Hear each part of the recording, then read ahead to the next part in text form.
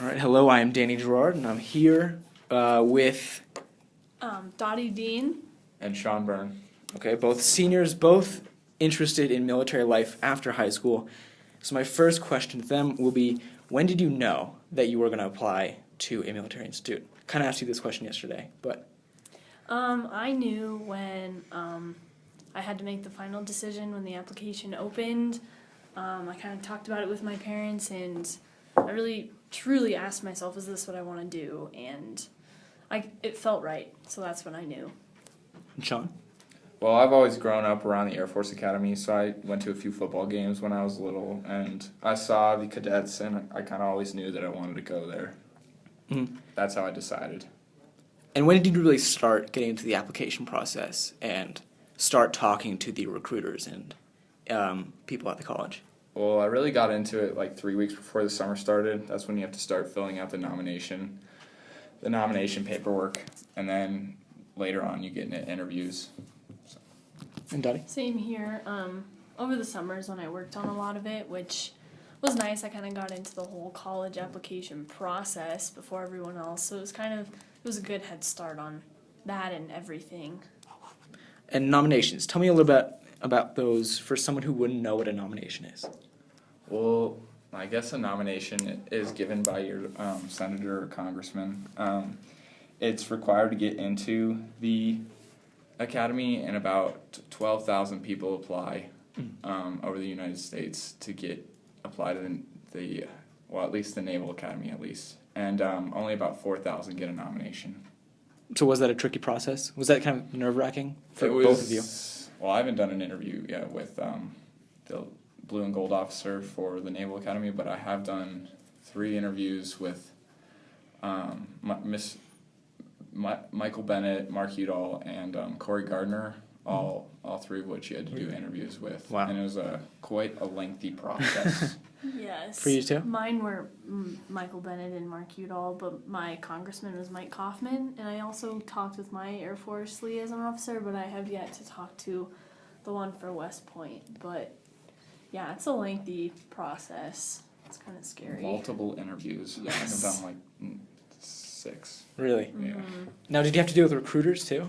I didn't visit any recruiters. My my dad has a military career, and he knows a lot of people in the Air National Guard, so I just talk with them. Yeah. But no Now, you have recruiters. quite a different situation. You don't have a parent in the military, so did you have to talk to recruiters and people like that?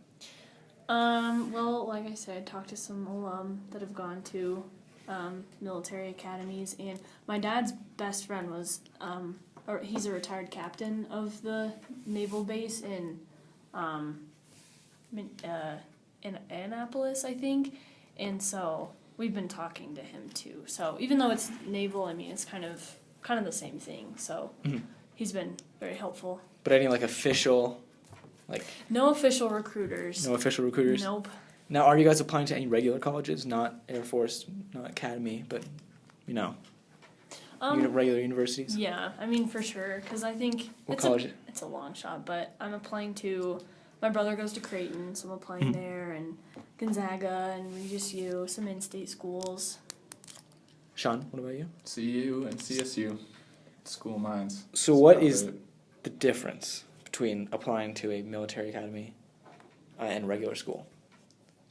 When you apply to a regular school, you write an essay and fill out a few personal questions, and that's it. Yeah. With a military academy, you start the summer, you write essays, more than one, about why you want to go and into the service, and then you do interviews, and then you write more essays, and then you do more interviews, and hopefully they call you and let you know that you have a nomination and have a chance to then get into the naval or the service academies. Yeah, and even after a nomination, you're still not guaranteed Yeah, it's like a an 1 out of 5 appointment, shot. but Really? it's another step closer. Yeah. What about dealing with the people at the colleges? What do you mean? Dealing with representatives of Air Force Academy or Naval Academy and representatives of CU. I imagine they must be quite different. Yeah, with liaisons from civilian colleges, maybe they'll send you brochures about the college, and these are probably the grades you should get. But with liaison officers for military academies, they interview you, they look at your grades, they look at your resume, and they're a huge part of your application process. They're not just kind of well, here's what we have to offer, and here's the application. Mm-hmm. So it's more of a rigorous kind of hands-on thing. Yeah. When I met with mine, they play a great role in your acceptance there, and so they kind of tell it to you straight, like whether you have a chance of competing with the other kids. And I think my liaison officer was just like, you don't have very much leadership, and I was like, I'm an Eagle Scout. How? And I've done plenty of leadership. He's like, not compared to these other kids. Yeah. Like, oh my God. Yeah, mine told me that he's like, you seem pretty sheltered. I think, I think you'd get you're just pretty sheltered. And because I told him I went to a Catholic school my whole life, and so that's kind of where the discipline and the uniform, I'm good with that kind of stuff. But he's like, nope, you seem pretty sheltered. And you sound like your time management seems to be a little bit off. And I was like, okay. All right. So it seems like a hard, long process. Do you regret? Like, do you wish, like, oh man, I wish I didn't have to apply to. I wish I didn't make the decision to go naval, or because it's hard. It's a hard process. Or are you glad you're doing it, kind of for the payoff? If you want to go to the Naval Academy, it's just something you got to do, and it's not anything compared to if you get in, and if you've always wanted. I've always wanted to go there, so it's nothing.